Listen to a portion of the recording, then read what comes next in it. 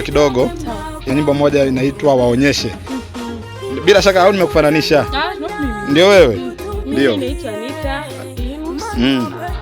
Mimi ni mwimbaji wa nyimbo za Injili. Kwa kweli napenda kumshukuru Mungu, hata kukutana na wewe ni neema ya Mungu.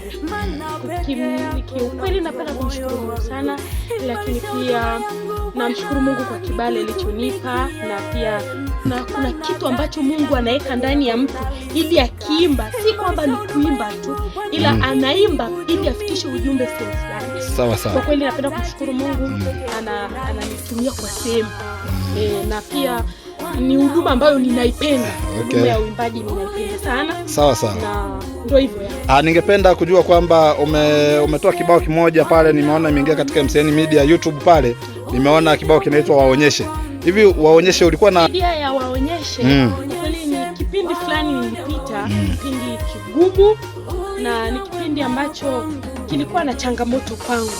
Kwa hiyo ule wimbo ulikuja Waonyeshe kiasi kwamba wale marafiki zangu, ndugu, jamaa walinitenga. Kwa hiyo kama walinitenga, nilibaki tu na Mungu. Nilibaki na Mungu, na nikasikia ni roho tu wa Mungu alinipa idea ya kuimba Waonyeshe. Na ukiingia YouTube, mtu yote wimbo atajua ni nini na maanisha.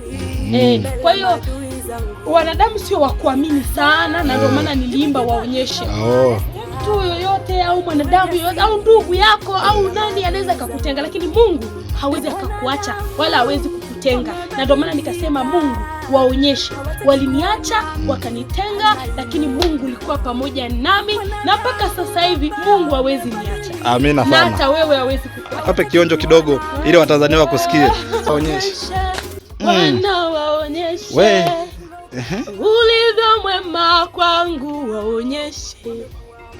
Waonyeshe, waone, waonyeshe. Waonyeshe Bwana. Ulivyo mwema kwangu, Waonyeshe.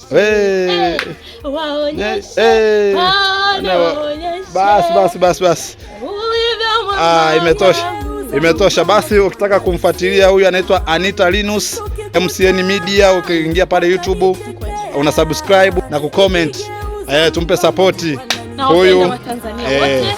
Na wakaribisha, karibuni, like, subscribe, comment, niambie nifanyeje. Na napenda nyimbo ninazozimba, hebu ziguse maisha ya watu. Na wapenda Watanzania wote, kikubwa tuiombee nchi yetu iwe na amani. Bye bye.